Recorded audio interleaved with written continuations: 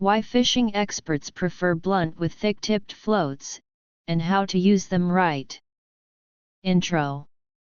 Ever wondered why thick-tipped floats seem better suited for blunt fishing rather than sensitive fishing?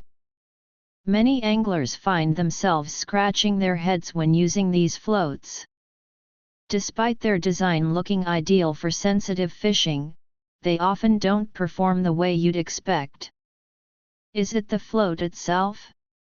Or are we adjusting the technique all wrong? Let's dive in and uncover the mystery behind thick-tipped floats, how to use them correctly, and why they're actually great for blunt fishing. The key features of thick-tipped floats. Before we get into the specifics, let's first understand why thick-tipped floats are made the way they are. These floats come with several important advantages. Clearer signal transmission. The thicker tips allow even small movements to be more distinct, giving anglers a clearer visual on the float's movements in the water. Stability in rough conditions. These floats handle large waves and strong currents much better than thinner floats, reducing interference and increasing precision. Easy long-distance casting.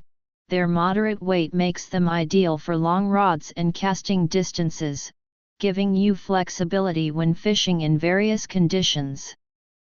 Why thick-tipped floats are better for blunt fishing. Here's where things get interesting. Even though thick-tipped floats look sensitive, they actually work better for blunt fishing. So, why is that? Sensitivity isn't absolute. While thick-tipped floats provide clear signals, they aren't meant for capturing every subtle movement. There's a delay in their response to small movements, which makes them more suitable for strong pulls or more pronounced bites. Great for big bites. If you're using a thick-tipped float and waiting for a light touch, you might miss the signal. But when the fish swallows the hook or gives a strong pull, that's when the thick-tipped float shines. But what about the actual fishing conditions? Ideal for wind and current. In windy or current-heavy waters, light floats can get easily disturbed, causing false signals. Thick-tipped floats filter out these distractions, allowing you to focus only on valid fish bites. Better for slippery-mouthed fish. In wild fishing, where fish are often more cautious or slow to bite, thick-tipped floats give them time to test the bait.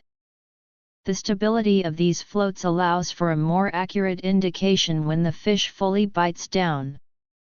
How to correctly use thick-tipped floats. Now that we understand why thick-tipped floats excel in blunt fishing, let's talk about how to use them properly to get the best results. Here are some quick tips.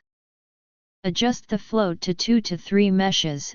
Expose 2 to 3 meshes of the thickened tip, which allows you to balance sensitivity while avoiding false signals from complex underwater environments.